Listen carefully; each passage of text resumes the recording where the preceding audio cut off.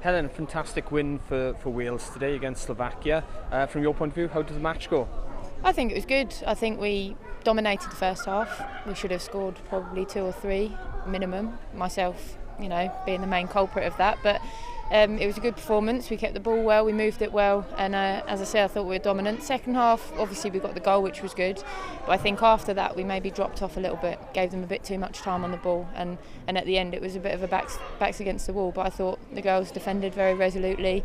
They didn't really create a lot, and Alice in goal was solid as usual. So it was a good all-round performance.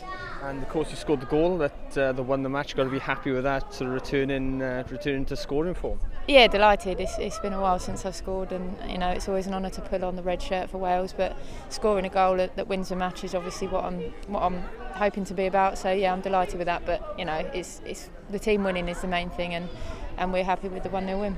In terms of sort of being in training and coming through to the team to match day, does it feel as though everything's sort of fitting into place? Yeah, definitely. We've still got lots to work on. As I said the other day, we're building for September time when we start our European qualifying campaign. But getting wins and clean sheets on the board is only going to give us confidence. And there's more youngsters that have come into the team again today and done very well. And we've likes of Jess returning and the senior internationals playing well. It bodes well for the next campaign. You haven't got long to celebrate this win because you play Slovakia again on Wednesday. Is it heads down now and then perhaps enjoy a little bit after the second match is out the way? Yeah, of course. It's always difficult playing the same opponent twice because you sort of figured each other out a little bit. So we'll probably stick to our game plan, but maybe make a couple of changes in terms of personnel. But we'll go into it looking to play exactly the same way, and we're going to want to win, maybe score a couple more goals this time.